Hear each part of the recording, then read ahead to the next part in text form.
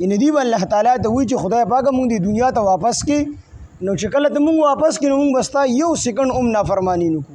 او کو چې مونږ بیا نافرمانی وکړو نو خدای بیا ستا خوخه ده چې هر قسمه سزا را لراکې خو الله تعالی وی چې دا دوباره دنیا ته تک دا زما سنت نه دی.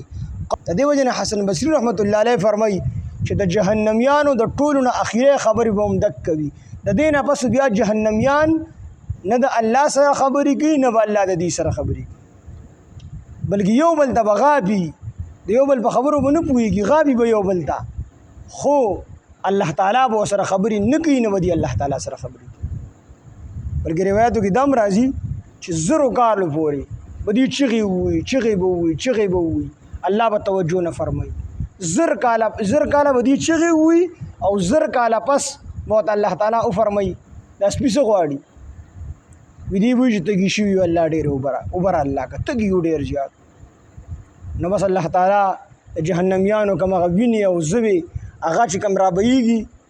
یا زقوم چې کومونه ده په جهنم کې د هغې هغه اوبو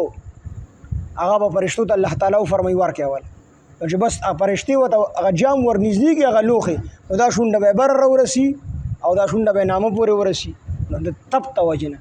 دغه ټایم کې بیا دې اوبه نسکي الله به فرشتې په زور یې ورته ورواړوي چې ورته یې ورواړي که نه نو په خېټه کې چې کوم څیزونه دي ټول به دې لاندې ووځي الله دې مونږ ټول معاف کړي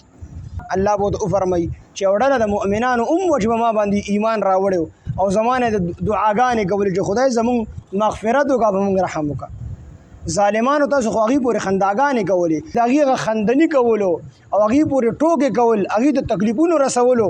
دې خبرې تاسو زما د ذکر نه غافله کړلی تاسو هغې پسې ولګېدلی زه درنه هېر شوم هغه مسلمانانو پورې مو خنداګانې کولې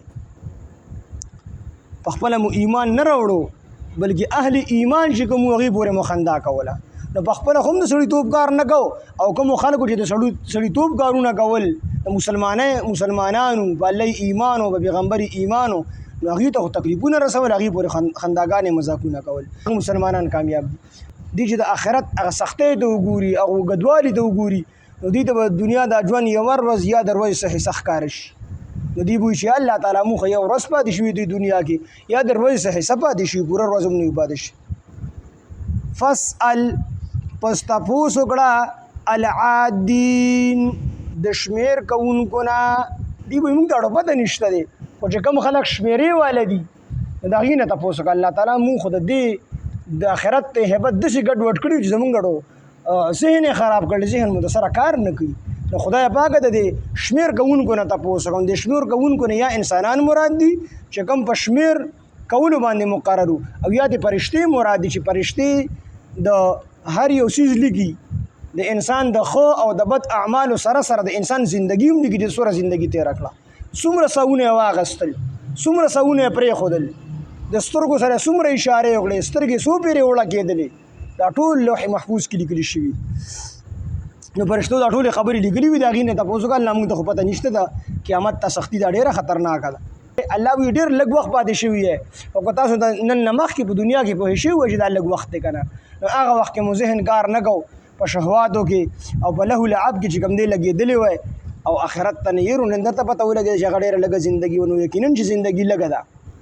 خو دې وخت کې انسان ته چې کوم دی پوهېدل پکار دي د دې وجې نه حدیث مبارک کې راځي چې هوښیار سړی هغه دی چې د مرګ د راتلو نه مخکې د مرګ دپاره تیاري او کمکل هغه دی بېوقوف چې هغه د مرګ دپاره تیاري خو نه کوي اوږده امیدونه کوي چې الله غفور الرحیم دی الله به داسې وکړي الله به داسې وکړي او ټک نیکي نه کوي نو دا بېوقوفه کس دی د مرګ نه مخکې تیاري پکار دی